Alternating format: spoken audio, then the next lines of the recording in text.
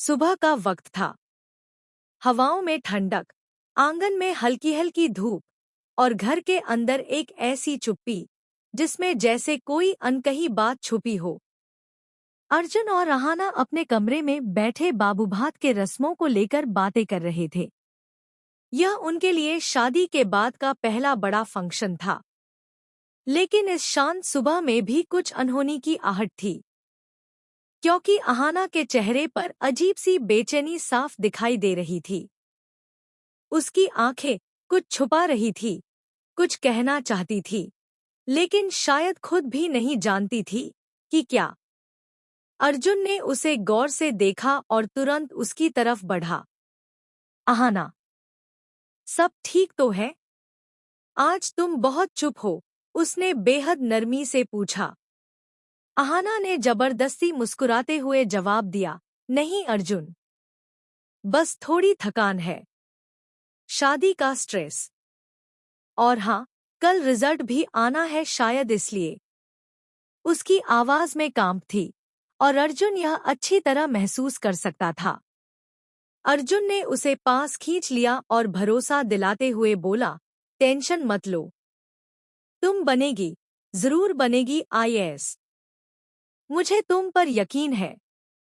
लेकिन दोनों को यह नहीं पता था कि उनके कमरे के बाहर दरवाजे के पीछे पॉल्टू खड़ा था और उनकी बातों को ध्यान से सुन रहा था।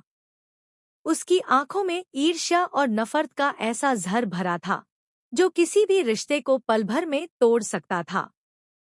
वह खुद से बड़बड़ाया, ये शादी एक धोखा है। और अब देखना, मैं कैसे अर्जुन और अहाना के बीच फूट डालता हूँ। इस बार भी अर्जुन अहाना को घर से बाहर फेंक देगा, जैसे पहले हुआ था। अगले दिन घर में बाबूभात की धूम थी। हर तरफ फूलों की महक, रोशनी की लड़ियां और रिश्तेदारों की आवाजें। लेकिन इसी खुशियों की भीड़ में ठाकुर जी का चेहरा अजीब तरह से तनाव से भरा था। वो बार बार अहाना को घूरती और फिर नाखुशी से मुंह मोड़ लेती। चाची जी और काका बाबू अपनी आदत के मुताबिक ताने मारने में व्यस्त थे।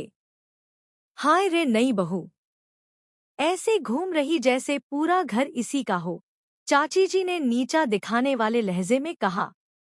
काका बाबू भी पीछे नहीं रहे, और सुना है आज आईएएस का रिजल्ट आ रहा है। अगर पास हो गई तो हमारा क्या होगा?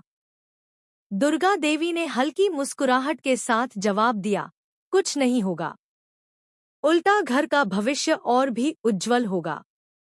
फंक्शन शुरू ही हुआ था कि दूर से अहाना की मां की एंट्री हुई।